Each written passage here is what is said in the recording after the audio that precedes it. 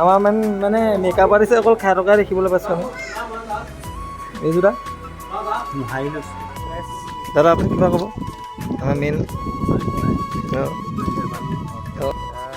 আপোনালোকক কেনেবা behind the চিন দেখুৱাইছোঁ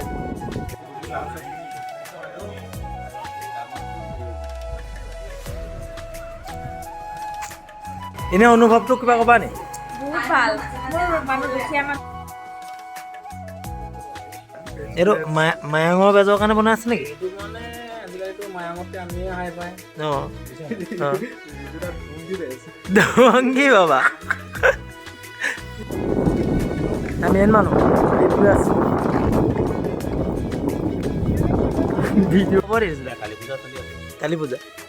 কাইলৈ চাব নেকি কালী পূজা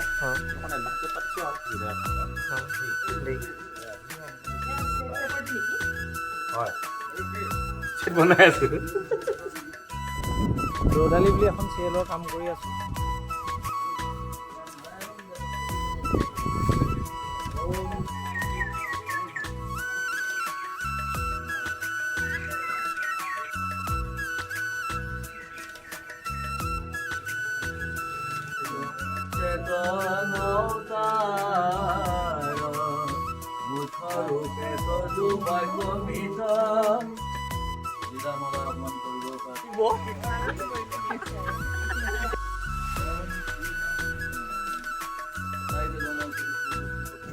শ্বুটিং হোৱা জেগা পাই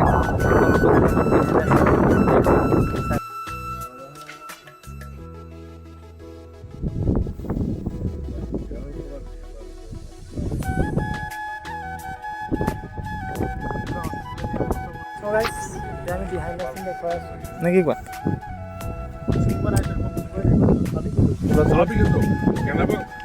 ধমকিটো মাৰিলে এতিয়া আমি আহি পাই বুলি খাবলি ঘাটত চুচুৱে আছে বৰ্তমান কৰি দিয়ক প্ৰেম কৰে প্ৰেমত পৰে প্ৰেম হৈ যায় এই তিনিও মাজত বাৰু কোন শ্ৰেষ্ঠ ভাই বদনামটো কৈ গ'ল প্ৰেম কৰে প্ৰেম হৈ যায়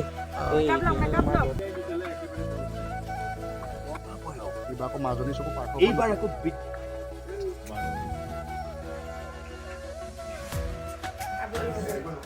আবেলি ৰ'দালি কেনে অনুভৱ কওকচোন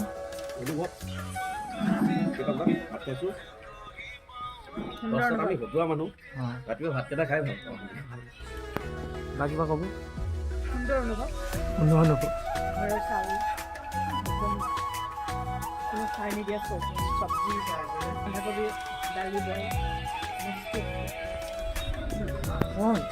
বুজিছা ঢুংগী বাবা স্কিপ সোপা লৈ পালটো মাৰি আছে এই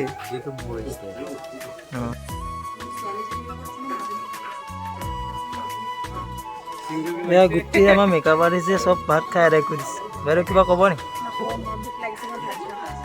অথনি খাইছিলে 2 নম্বৰ বাৰ আবেলি ৰ'দালিত সেই শকত হৈ যাব ঘৰলৈ যাওঁতে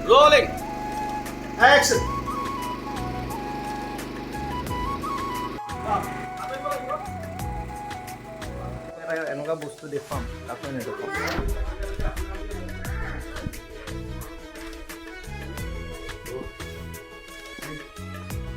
তপনদা খা পাই গ'ল আমাৰ মানে ভৱেশ দা এতিয়া নিদ্ৰা দেৱী কোলাত আশ্ৰয় লৈ আছে ভৱেশ দা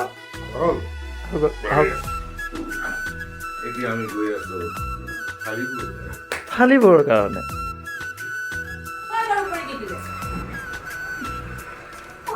তপন দা আপোনাৰ এইটো অৱস্থা কেনেকৈ হ'ল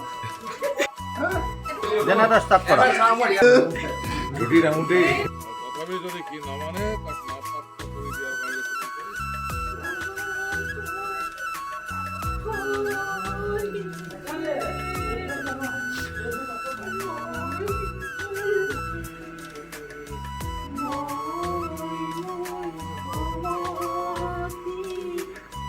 নালাগে ঘৰতে কতটো বহি ৰাখিছো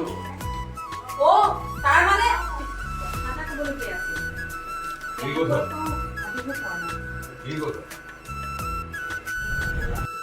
চব ফটোকে উঠাই থাকৈ একোবে দিবলৈ নাই কিন্তু যেবাৰ খাই খাইছোঁ যেবাৰ ভাত খাইছোঁ চব ইয়াৰ মোবাইলত ৰেকৰ্ড হৈ আছে সেইকাৰণে মই এতিয়া মোবাইল নেদেখাওঁ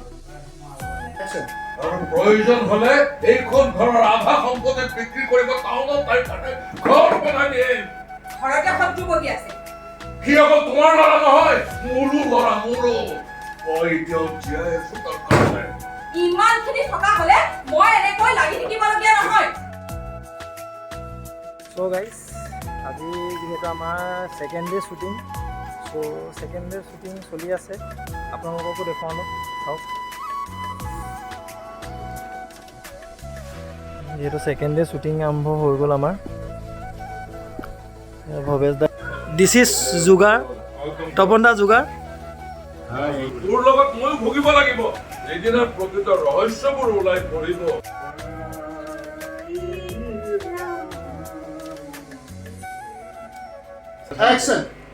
জোনালী তোৰ চাহ হ'বনে আজি